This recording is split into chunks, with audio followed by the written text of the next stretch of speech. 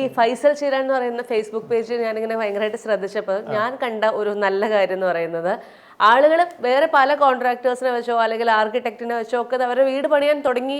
ചിലപ്പോൾ പകുതിയായിട്ടുണ്ടാകും, ചിലപ്പോൾ അവർക്ക് കോൺട്രാക്ട് കൊടുത്തിട്ടുണ്ടാവും.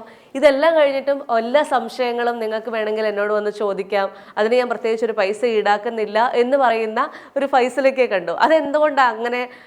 എൻ്റെ അടുത്ത് വരാത്ത ക്ലയന്റിനെ ഞാൻ എന്തിനാ നോക്കുന്നത് എന്ന് നമുക്ക് വേണമെങ്കിൽ ചിന്തിക്കാമല്ലോ.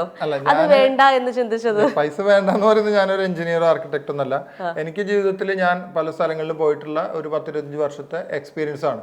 അത് പറഞ്ഞു കൊടുക്കുന്നതുകൊണ്ട് ഒരു ബുദ്ധിമുട്ടുമല്ലോ. ഇപ്പോൾ ഒരാൾ പറയാണ് ഞങ്ങൾക്ക്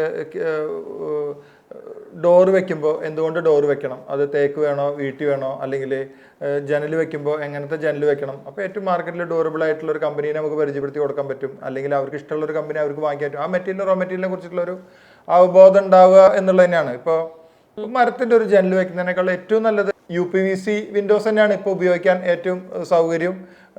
ലൈഫ് ടൈം പിന്നെ അതിനെ കുറിച്ച് ചിന്തിക്കേണ്ട ആവശ്യമില്ല. അപ്പൊ അത് ചെയ്താൽ മതിയല്ലേ. അല്ലെങ്കിൽ തടിയുടെ നമ്മളെ കുറ്റിയും കൊടുത്തൊക്കെ ഇട്ടിട്ട് തുറക്ക് പോലും ഇല്ല.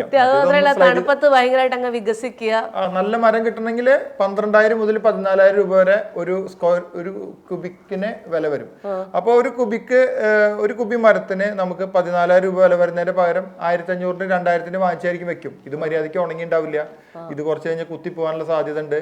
നമ്മളെ വെതറിനനുസരിച്ചിട്ട് എക്സ്പാൻഡ് ചെയ്യാനും സ്ട്രിങ്ങേജ് വരാനുള്ള സാധ്യത ഉണ്ട്.